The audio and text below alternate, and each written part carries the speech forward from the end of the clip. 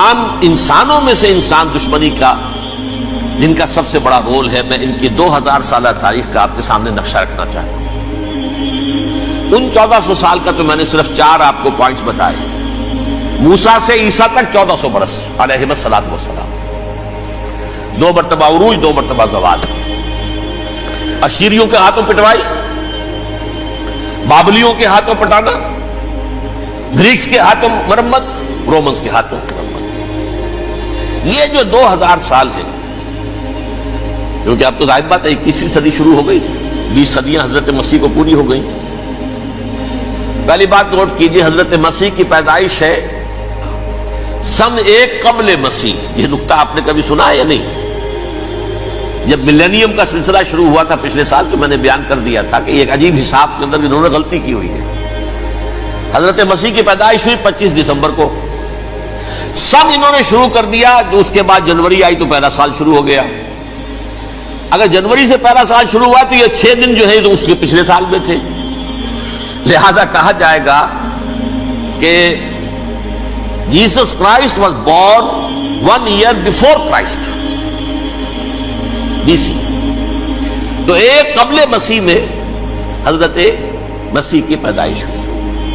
یہ آخری اسرائیلی نبی اور رسول۔ یہودی علماء کی مخالفت، دشمنی، سولی پر چڑھوا دینا میں بیان کر چکا ہوں۔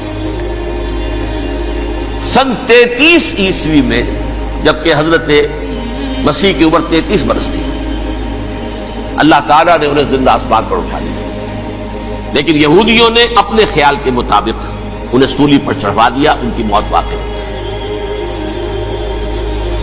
اگرچہ اس کے بعد یہ اختلاف ہے ان میں، یہودی کہتے ہیں وہ سولی پر چڑھ گیا، ختم ہوا، مر گیا، عیسائی کہتے ہیں نہیں، انتقال ہوا ہے مسیح کا صلیب پر، لیکن پھر وہ دوبارہ زندہ ہو گئے ہیں۔ ان کی لاش ایک غار میں رکھ دی گئی تھی، وہاں ریزریکشن ہو گیا، ان کا باعث بعد الموت وہی ہو گیا، اور پھر انہیں اللہ نے زندہ آسمان پر اٹھا دیا۔ تو ہمارے اور عیسائیوں کے درمیان نوٹ کر لیجئے، یہ چیز مشترک ہے کہ حضرت مسیح آسمان پر زندہ اٹھائے گئے۔ فرق کیا ہے؟ وہ سمجھتے ہیں کہ سولی دیے گئے، سولی پر مرے، پھر زندہ ہوئے، پھر گئے۔ ہم سمجھتے ہیں کہ نہیں، وما صلبوہ وما قتلوہ، انہوں نے نہ صلیب دے سکے انہیں اور نہ انہیں قتل کر سکے، بل رفعہ اللہ الیہ، اللہ نے اٹھا لیا۔ پھر ہمارا اور یہ اس کا عیسائیوں کا ایک اور اتفاق ہے، سیکنڈ کمنگ آف جیسس، حضرت مسیح دوبارہ آئیں گے۔ یہ عیسائیوں کا بھی عقیدہ ہے اور ہمارا بھی۔ بہرحال تو جیسا کہ میں نے عرض کیا کہ اس وقت یہ عذاب استیصال، عذاب اکبر کے مستحق ہو چکے تھے، لیکن اللہ نے ان کی مدت دراز کی ہے، لیکن ان پر دنیاوی عذاب کا ایک کوڑا جو ہے اللہ تعالیٰ کی طرف سے اسی وقت برسا۔ دنیاوی عذاب دنیا میں رہتے ہوئے ختم نہیں کیا گیا۔ 37 برس بعد، حضرت مسیح کے رفع سماوی کے 37 برس بعد، سن 70 میں یہودیوں نے بغاوت کی رومیوں کے خلاف۔ رومی ٹائٹس جنرل تھا ایک، اس نے پھر جو حملہ کیا ہے، 1,33,000 یہودی ایک دن میں قتل کیا یروشلم میں، اور ہیکل سلیمانی گرا دیا۔ وہ ہیکل پہلے بھی گرا تھا، پہلے 1400 سال کے دوران میں بھی نبوکدنضر نے گرایا تھا، لیکن پھر اس کے 150 سال بعد انہوں نے دوبارہ بنا لیا تھا، اس لیے وہ اسے سیکنڈ ٹیمپل کہتے ہیں۔ پہلا ٹیمپل جو حضرت سلیمان نے بنایا تھا، نبوکدنضر نے گرا دیا 587 قبل مسیح میں، پھر دوبارہ انہوں نے 150 سال کے بعد بنا لیا۔ وہ اس تاریخ کا حصہ ہے، میں نے جس کے بارے میں آپ کو تفصیل نہیں بتائی۔ اس میں یہ ہوا سن 70 میں وہ گرا دیا گیا، وہ آج تک گرا پڑا ہوا ہے۔ نمبر 2، یہ کہہ دیا گیا کہ یہودیوں اس ارض فلسطین سے نکل جاؤ، تم یہاں نہیں رہ سکتے اب۔ لہذا جس کا جہاں سینگ سمایا چلا گیا، یورپ میں چلے گئے، ایشیا میں آ گئے، عرب میں آ گئے، یہ 3 قبیلے جو رات بھی میں نے عرض کیا تھا، بنو قینقاع، بنو نذیر اور بنو قریظہ، یہ وہاں سے آ کے مدینے میں آباد ہو گئے۔ جس کا جہاں سینگ سمایا، افریقہ میں، ہندوستان میں، جہاں چلے گئے۔ ڈایاسپورا اسے کہتے ہیں، وہ آپ نوٹ کر لیجیے اس لفظ کو، ڈایاسپورا۔ ہمارا دور انتشار، جبکہ ہمیں ہماری اصل سرزمین تو فلسطین ہے، حضرت ابراہیم کا مسکن، حضرت اسحاق حضرت یعقوب کا مسکن فلسطین، یہ ہے ہماری اصل جاگیر، یہ تو ہماری جدی پشتی جاگیر ہے۔ لیکن یہاں سے نکال دیے گئے سن 70 عیسوی میں، اور وہاں سے لے کے 1917 تک ان کا ڈایاسپورا جاری رہا۔ یہ دور انتشار ہے۔ اس دور انتشار کے اب چند حصے ہیں جس کو میں چاہتا ہوں کہ آپ علیحدہ علیحدہ سمجھ لیں۔ دور انتشار کا جو پہلا جو ہے تقریباً 300 برس رومی حکمران تھے، وہ یہودیوں کے بھی دشمن تھے اور عیسائیوں کے بھی دشمن تھے۔ عیسائی اور یہودی ایک دوسرے کے بھی دشمن تھے، لیکن رومی سمجھتے تھے کہ یہ ایک ہی تھیلی کے چٹے بٹے ہیں۔ رومیوں کے نزدیک عیسائی بھی یہودیوں ہی کا ایک فرقہ تھے، کوئی علیحدہ مذہب تو تھا ہی نہیں۔ لہذا رومی جو ہیں رومنز، وہ ان دونوں کو ستاتے تھے، مارتے تھے، اور یہ آپس میں لڑتے تھے۔ یہودی عیسائیوں کو مارتے تھے، عیسائی یہودیوں کو مارتے تھے۔ یہ ہے 300 برس تک کی تاریخ۔ سن 300 عیسوی میں کیا ہوا؟ ایک معجزہ ہو گیا۔ بہت عظیم ایمپرر کانسٹینٹائن، قسطنطین اعظم، رومن ایمپررز میں سے بہت بڑا ایمپرر، وہ عیسائی ہو گئے۔ اب تو معاملہ بالکل تلپٹ ہو گیا، پوری سلطنت عیسائی ہو گئی۔ اب عیسائیوں کے عیش ہو گئے اور یہودیوں پہ مار پڑنی شروع ہوئی۔ اب عیسائیوں کا آپ خود سوچئے کہ جنہیں وہ خدا بنا بیٹھے ہیں، خدا کا بیٹا قرار دے رہے ہیں، ان کے قاتل کون؟ یہودی بدماش۔ لہذا ان کی وہ پٹائی شروع ہوئی ہے یورپ میں، پوری رومن امپائر میں انہیں ذلیل کیا گیا۔ شہروں میں آمد بند، علیحدہ رہو، گھیٹوز کے اندر رہو۔ یہودی کا نام جو ہے وہ گالی بن گیا، جیسے آج بھی یہودی گالی کہتے ہیں، جیسے خنزیر کا لفظ۔ آخر وہ بھی اللہ کی مخلوق ہے، لیکن آپ کو معلوم ہے کوئی شخص زبان پر نام نہیں لانا چاہتا خنزیر کا، سور کا، ہے تو مخلوق وہ بھی ایک حیوان ہے۔ ایسے ہی یہ ہے یہودی گالی، جھوٹ گالی۔ لہذا ایک طرف تو ان دونوں کے درمیان دشمنی، جس کو قرآن کہتا ہے وَأَغْرَيْنَا بَيْنَهُمُ الْعَدَاوَةَ وَالْبَغْضَاءَ، ہم نے ان کے مابین دشمنی جو ہے پیدا کر دی ہے۔ اور جب یہ پوری سلطنت عیسائی ہو گئی تو قافیہ تنگ ہو گیا یہودیوں کا۔ اب آئیے 571 عیسوی، یعنی جبکہ ڈایاسپورا کو کتنا عرصہ ہو چکا تھا؟ 500 برس۔ سن 70 سے شروع ہوا ڈایاسپورا، جب ٹائٹس نے گرایا ہے ہیکل کو اور نکال باہر کیا انہیں فلسطین سے، بھاگ جاؤ یہاں ایک یہودی بھی نہیں رہے گا، فلسطین سے نکال دیے۔ اس کے پورے 500 برس بعد سن 571 عیسوی میں حضور کی پیدائش ہوئی، ولادت باسعادت محمد الرسول اللہ صلی اللہ علیہ وسلم۔ 610 میں آپ پر وحی کا آغاز ہوا، لیکن حضور کے ساتھ ان کا معاملہ کیا رہا؟ اول تو جبکہ حضور ابھی مکے ہی میں تھے، یہودیوں نے ریشہ دوانیاں شروع کر دی حضور کے خلاف۔ قریش مکہ کو سکھاتے تھے، پڑھاتے تھے، ان سے یہ پوچھو، ان سے یہ پوچھو، انہیں اس طرح تنگ کرو، ان سے یہ امتحان لو، یہ آپ کے علم میں ہے۔ سورہ بنی اسرائیل میں، سورہ کہف میں وہ سوالات، جو امتحانی سوالات آئے تھے، ذوالقرنین کون تھا، اصحاب کہف کون تھے، تم رسول بنے پھرتے ہو تو بتاؤ، اور یہ روح کی حقیقت کیا بتاؤ۔ یہ ساری ریشہ دوانیاں کر رہے تھے بیٹھے ہوئے، ابھی وہیں پر حضور ابھی پہنچے بھی نہیں۔ ہجرت فرما کر حضور تشریف لے آئے تو حضور نے، جسے ماسٹر سٹروک کہا جائے گا، یعنی اسٹیٹس مین شپ کا ماسٹر سٹروک، آپ نے مدینے میں آتے یہودیوں کے ساتھ پیکٹ کر دیا، جوائنٹ ڈیفنس پیکٹ آف مدینہ، کہ اگر مکے والے ہم پر حملہ کریں گے تو ہم مل جل کر ایک قوم کی حیثیت سے مقابلہ کریں گے۔ یہ میثاق مدینہ کہلاتا ہے، جس کے بہت غلط معنی پہنائے جا رہے ہیں آج کل۔ بہرحال میں موضوع میرا چونکہ یہ نہیں، میں ادھر نہیں جاؤں گا۔ لیکن ہوا کیا؟ ہر مرتبہ یہ خیانت کے مرتکب ہوئے، ان میں جو عہد کیے تھے ان سے پھرے، اندر ہی اندر سازش، ریشہ دوانی، حضور کی بدترین دشمنی۔ سورہ نساء کی آیت نمبر 12 میں 13 میں فرمایا ہے لا تزال تطلع علی خائنۃ منہم، اے نبی ہمیشہ آپ کے علم میں ان کی طرف سے خیانتیں، بددیانتیاں آتی رہیں گی۔ اور بار بار وہ مسلسل جنگ کی آگ بھڑکاتے تھے. قریش کو دعوت دیتے, آؤ آؤ آؤ, ہم اندر سے بغاوت کر دیں گے, تم آؤ تو صحیح, ختم کریں محمد کو اور اہل ایمان کو صلی اللہ علیہ وسلم ورضی اللہ تعالی عنہم اجمعین. لیکن پھر جب وہ آتے تھے تو یہ دبک جاتے تھے, ان میں ہمت نہیں تھی. میدان کے مرد نہیں رہے تھے. یہ سورہ حشر میں ان کا نقشہ کھینچا گیا ہے. کھلے میدان میں مقابلے کی اس کے اندر صلاحیت ہی نہیں. یہ تو فصیلوں کے پیچھے سے, جیسے عورتیں کہیں دیہات میں لڑائی ہوتی ہے تو مرد جو ہے گلیوں میں لڑتے ہیں, عورتیں اوپر سے پتھر پھینکتی ہیں, بس وہ کام یہ کر سکتے تھے. من ورائے جدر, فصیلوں کے پیچھے سے, جنگ میں میدان میں نہیں آ سکتے. بہرحال قرآن مجید میں ہے یہ سورہ مائدہ کی آیت نمبر 64, کلما اوقدوا نارا للحرب اطفاها اللہ. اکثر و بیشتر مواقع پر تو یہ جب آگ بھڑکاتے تھے جنگ کی, اللہ اسے بجھا دیتا تھا. لیکن بہرحال اس کے باوجود جنگیں ہوئی, غزوہ بدر اور غزوہ احد ہوئی کہ نہیں. یہ ساری اس اصل شرارت ہوئی, اور اس کے نتیجے میں حضور نے پھر ایک ایک کر کے 3 قبیلوں کو سزا دی.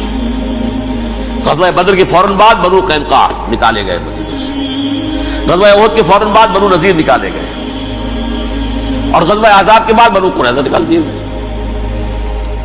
یہ تو میں نے آپ کے سامنے رکھ دیا صرف حضور کے زمانے میں ان کا کیا رویہ رہا. دشمن, رات بھی ہم نے وہ آیت پڑھی تھی, لَتَجِدَنَّ أَشَدَّ النَّاسِ عَدَاوَةً لِلَّذِينَ آمَنُوا الْيَهُودُ وَالَّذِينَ أَشْرَكُوا.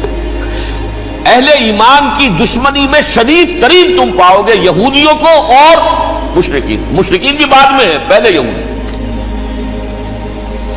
حضور کے بعد کیا ہوا اب یہ نوٹ کیجئے, یہ ان کی تاریخ کا دوسرا دور. حضرت عمر رضی اللہ تعالیٰ عنہ کا عہد خلافت ہے. بیت المقدس کا محاصرہ کیا گیا, فصیل بڑی اونچی, شہر اندر سے سیلف سفیشینٹ, حملے کا راستہ کوئی نہیں. محاصرہ طول کھینچ رہا ہے لیکن ان کے پاس رسد بھی موجود ہے, پانی بھی موجود ہے, وہ دروازے بند کر کے بیٹھے ہوئے. بالآخر اللہ تعالیٰ کی مشیت کا ظہور کیسے ہوا, ان کے کچھ علماء آئے فصیل پر, کہا دیکھو مسلمانوں, تم قیامت تک بھی یہاں پڑے رہو گے محاصرہ کر کے, ہمارا یہ شہر فتح نہیں ہوگا. ہاں ایک درویش بادشاہ کے ہاتھوں یہ شہر فتح ہونا ہے, لیکن تمہارے اندر ہمیں وہ نظر نہیں آ رہا. ابو عبیدہ بن الجراح رضی اللہ تعالی عنہ امین هذه الامہ, ان کا فوراً ذہن گیا وہ درویش بادشاہ مدینے میں بیٹھا ہوا ہے عمر رضی اللہ تعالی. اب ایک اور عمر بھی ہے جو قندھار میں بیٹھا ہے. نقشہ وہی ہے, سادگی کی حد تک نقشہ وہی, بالکل وہی, اپنی آنکھوں سے دیکھا ہے وہی سادگی. عمر اول عمر ثانی تھے عمر بن عبد العزیز. اب ایک اللہ کے فضل سے اللہ تعالیٰ ایدہ اللہ بنصرتہ, اللہ تعالیٰ ان کی نصرت فرمائے, دشمنوں کو ان کے مقابلے میں نیست و نابود کرے. انہوں نے ریکویسٹ بھیج دی کہ حضور تشریف لائیے, یہ شہر فتح ہو جائے گا. وہ ہے سفر تاریخی, اتنا طویل سفر, تقریباً 700 میل, ایک اونٹ, ایک خادم, ایک منزل پہ امیر المومنین اوپر بیٹھے, خادم آگے چل رہا ہے, اگلی منزل پہ خادم اوپر بیٹھا ہے, امیر المومنین آگے جا رہے ہیں. اور جب پہنچے ہیں تو وہ باری تھی خادم کی, انہوں نے ہاتھ جوڑ دیا, حضور خدا کے لیے تم کیا کہیں گے لوگ, وہ میرا برا حال کر دیں گے, تمہیں شرم نہیں آئی, امیر المومنین پیدل آگے چل رہے ہیں نکیل پکڑ کر, اور تم بیٹھے ہو اوپر براجمان ہو. حضرت عمر فرمایا الدور دورک, نہیں باری تمہاری ہے, بیٹھ. اس حال میں پہنچے ہیں. اور پھر یہ کہ ابو عبیدہ بن الجراح آئے ہیں, استقبال کیا ہے تو دیکھا ہے اس حال میں چلے آ رہے ہیں. عمر نکیل پکڑے ہوئے چلے آ رہے ہیں, اور کہتے ہیں کہ کہیں کیچڑ ویچڑ تھا, جوتے خراب ہو گئے تھے, وہ بھی اتار کے ہاتھ میں پکڑے ہوئے, کپڑے تو تھے ہی پھٹے ہوئے. انہوں نے کہا کہ حضرت ابو عبیدہ نے, دیکھیے یہ بڑا متمدن ملک ہے, بڑا مہذب علاقہ ہے یہ, آپ ذرا حلیہ اپنا دوست فرما دیں تب جا کے پیش ہم آپ کو کریں گے. آپ نے فرمایا نحن قوم اعزنا اللہ بالاسلام, ہم وہ قوم ہیں جنہیں اللہ نے عزت دی ہے اسلام کے ذریعے سے, کپڑوں کے ذریعے سے نہیں, دولت کے ذریعے سے نہیں. اسی حال میں گئے ہیں. اوپر سے انہوں نے کھڑے ہو کر نشانیاں دیکھی ہیں, اپنی کتابیں کھولی, ہاں یہ وہی ہے. اچھا لو جی سرنڈر, شہر تمہارے ہاتھ میں. خون کا ایک قطرہ نہیں بہا اور بیت المقدس فتح ہو گیا. لیکن اس وقت حضرت عمر نے ایک نرمی یہ کی کہ یہودیوں کے لیے بھی اسے اوپن سٹی قرار دے دیا. یہ احسان عظیم حضرت عمر کا. اس سے پہلے یہودی آ ہی نہیں سکتا تھا، داخل ہی نہیں ہو سکتا تھا، وہاں وہ آ کر وزٹ نہیں کر سکتا تھا، زیارت نہیں کر سکتا تھا اپنے مقدس مقامات کی. حضرت عمر نے یوں سمجھیے کہ تقریباً 550 برس کے بعد ان کے لیے راستہ کھولا ہے کہ ہاں تم آ سکتے ہو، زیارت کر سکتے ہو. لیکن یہ عیسائیوں نے لکھوایا معاہدے کے اندر، انہیں یہاں آپ آباد ہونے کی اجازت نہیں دیں گے، لیکن کم وزٹ دی پلیسز، دیکھیں، زیارتیں کریں اور جائیں. یہ معاہدہ حضرت عمر کا ہے رضی اللہ تعالیٰ، جو پھر خلافت راشدہ کے بعد بنو امیہ نے بھی اس کو آرڈر کیا، بنو عباس نے کیا. پھر جو ہمارے یہ ترکوں میں اندر خلافت آئی تو ترک خلفاء نے بھی اس معاہدے کی پوری پابندی کی. فلسطین میں آ سکتے ہیں یہودی، صرف زائرین کی حیثیت سے وہاں آباد نہیں ہو سکتے. اب آئیے اگلا دور آیا حضرت عثمان کا دور خلافت.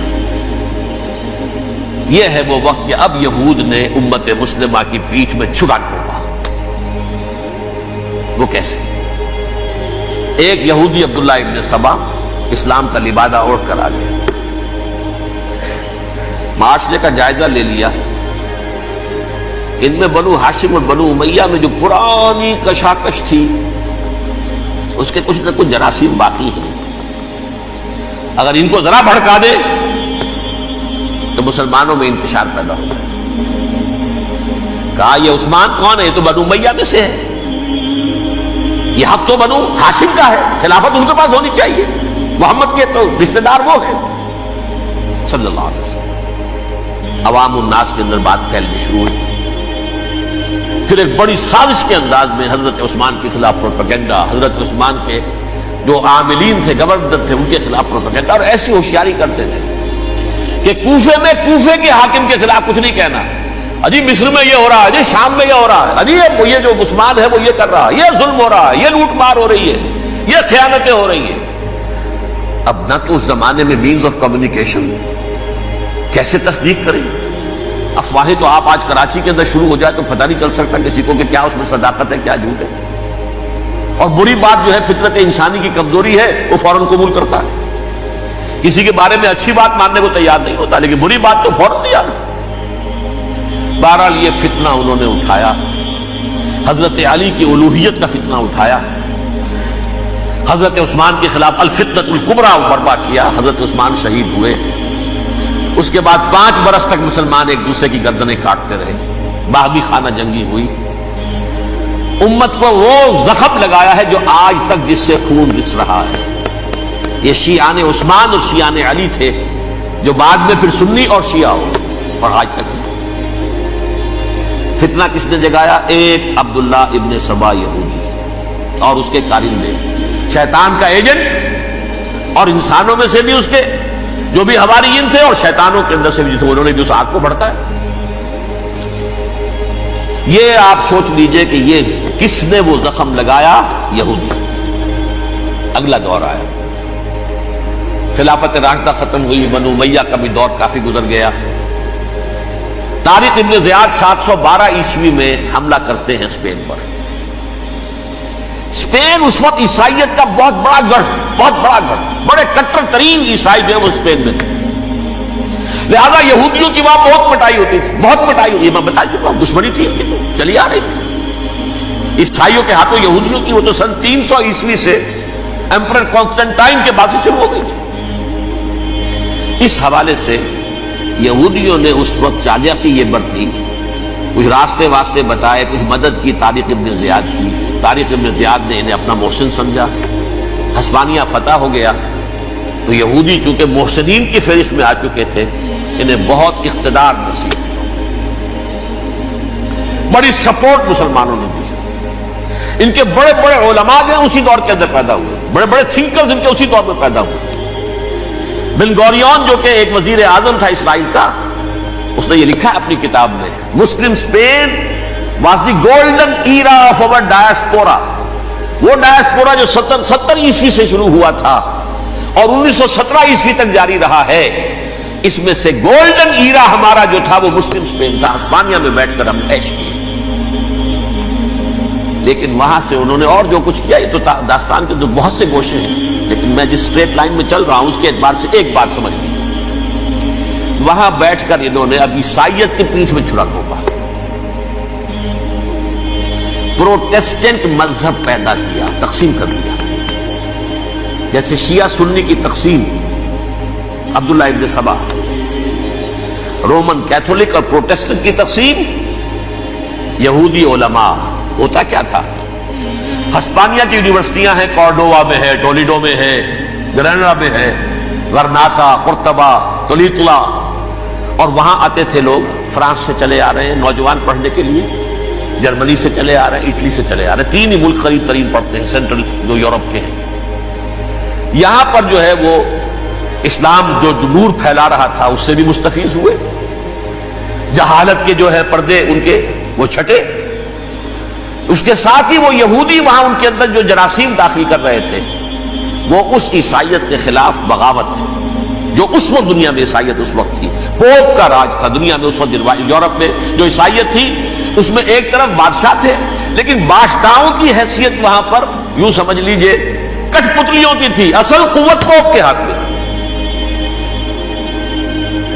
اور پوپ کو انہوں نے جیسے قرآن نے کہا اتخذوا احبارهم ورهبانهم اربابا من دون اللہ، کیونکہ سینٹ پال نے شریعت موسوی ساقط کر دی تھی تو اب شریعت تھی ہی نہیں. پوپ کو اختیار تھا جس چیز کو چاہے حلال قرار دے دے، جس چیز کو چاہے حرام قرار دے دے. اتخذوا احبارهم ورهبانهم اربابا من دون اللہ. انہوں نے کہا صاحب یہ پوپ کس بلا کا نام ہے، یہ بھی انسان ہے. بات تو ٹھیک تھی نا، اصل حیثیت تو کتاب کی ہونی چاہیے، ڈیوائن بک، دی ریویلڈ اسکرپچر. لہذا اور یہ کتاب ہر شخص پڑھ سکتا ہے. کوئی پوپ کے باپ کو جو ہے کوئی اس کے لیے پروپرائٹری رائٹس تو نہیں ہے کہ صرف پوپ پڑھ سکتا ہے یا پادری پڑھ سکتے ہیں. ہم بھی پڑھ سکتے ہیں، ہم بھی سمجھ سکتے ہیں. یہ باتیں تھی کہ جن کو بڑھا چڑھا کر بیان کر کے اور پوپ کا اقتدار ختم کرا دیا اور توجہ مرکوز کر دی بائبل کی طرف. اب بائبل میں بڑا حصہ تو اولڈ ٹیسٹامنٹ کا ہے. نتیجہ کیا ہوا، یہود کی عظمت پروٹیسٹنٹس کے نزدیک مسلم ہو گئی. اصل قوم تو یہ ہے، وہ دشمنی بدلی کہ نہیں بدلی.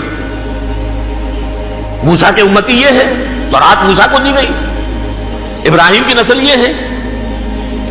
لہذا وہ جو دشمنی تھی، جو عداوت تھی کہ ہمارے خدا کو سولی چڑھانے والے ہیں یہ بدماش، اس کا ازالہ ہوا اس پروٹیسٹنٹ مذہب کے نتیجے میں.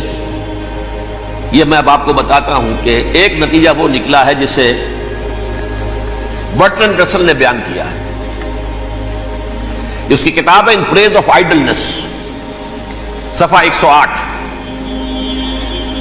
وہ لکھتا ہے the Christians retaining the Judaic belief in a special revelation added to it the Roman desire for worldwide domination and the Greek taste for metaphysical subtleties. The combination produced the most fiercely persecuting religion that the world has yet known. یہ تین چیزیں آ کر عیسائیت میں مل گئی. ایک تو جب یہ اولڈ ٹیسٹمنٹ جو ہے وہ ان کے ہاتھ میں آ گئی، اور اس کے میں کچھ آپ کو بتا دیتا ہوں کہ اولڈ ٹیسٹمنٹ کی تعلیمات، کیونکہ یہ اولڈ ٹیسٹمنٹ جو ہے یہ محرف تھی. اصل تورات تو گم ہو گئی تھی 587 قبل مسیح میں، جب پہلی مرتبہ ہیکل جو ہے تباہ ہوا ہے اس کو ختم ہو گئی تھی. اس کے کوئی 150 سال کے بعد انہوں نے یادداشتوں سے مرتب کر کے لکھی ہے. اب اس میں ان کے اپنے خیالات، اپنے امانی، اپنی توجیحات وہ شامل ہو گئی. لہذا میں آپ کو حوالے دیتا ہوں اس کتاب کے اندر مظالم کی جو تعلیم دی گئی ہے. اہل کتاب نے اپنے مظالم قتل عام کے جواز کے لیے تورات میں تبدیلیاں کی اور پیغمبروں پر دہشت ناکی اور بدترین حرام کاری کے الزامات لگائے. سنیے، پہلا حوالہ ہے یہ گنتی باب 31 آیات 17-18. اس لیے ان بچوں میں جتنے لڑکے ہیں سب کو مار ڈالو، اور جتنی عورتیں مرد کا منہ دیکھ چکی ہیں ان کو بھی قتل کر ڈالو. لیکن ان لڑکیوں کو جو مرد سے واقف نہیں اور اچھوتی ہیں اپنے لیے زندہ رکھو. یہ کسی اللہ کی کتاب کا یہ جملہ ہو سکتا ہے؟ کسی ریویل بک کا؟ اور سنیے، یہ ہے استثناء ڈیٹرانومی باب 20 آیت 16 تا 18. پر ان قوموں کے شہروں میں جن کو خداوند تیرا خدا میراث کے طور پر تجھ کو دیتا ہے، کسی ذی نفس کو جیتا نہ بچا رکھنا. جیسا خداوند تیرے خدا نے تجھ کو حکم دیا بالکل نیست کر دینا. مرد، عورتیں، بچے، بوڑھے سب ختم. یہ کتاب مقدس ہے. اور سنیے، سموئیل باب 27 آیت نمبر 9. اور داؤد نے اس سرزمین کو تباہ کر ڈالا اور عورت مرد کسی کو جیتا نہ چھوڑا. نمبر 4، ان سب آباد شہروں کو ماں، عورتوں اور بچوں کے بالکل نابود کر ڈالا. کتاب استثناء باب 3 آیت 6. یہ ہے جو کہہ رہا ہے برٹرینڈ رسل، کرسچینٹی میں آ کر اب یہ 3 چیزیں شامل ہو گئی. ایک تو یہ باربیرین یہ تعلیم جو ہے، اور یہ مذہب کے نام پہ تعلیم، یہ کتاب مقدس کی تعلیم. نمبر 2، رومنز کے اندر جو ایک تمنا تھی ورلڈ ڈومینیشن کی، وہ عیسائیت کے اندر آ گئی. اس لیے کہ پوری رومن امپائر جو ہے عیسائی ہو گئی، اسے وراثت کے اندر ورلڈ ڈومینیشن کی جو ایک تمنا تھی وہ مل گئی. اور پھر یہ کہ انہوں نے جو توہمات تھے یونانیوں کے، ان کو بھی اپنے ہاں مختلف شکلوں کے اندر جمع کر لیا. ان 3 چیزوں کا the combination produced the most fiercely persecuting religion that the world has yet known. اس کے نتیجے میں دنیا میں تاریخ انسانیت کے اندر جو بدترین خوخار ترین مذہب ہو سکتا ہے وہ شکل عیسائیت نے اختیار کی. اور اس کا مظہر عتم کیا تھا نوٹ کیجیے، صلیبی جنگیں. ایک بات ٹائم ٹیبل کے اعتبار سے نوٹ کر لیجئے گا.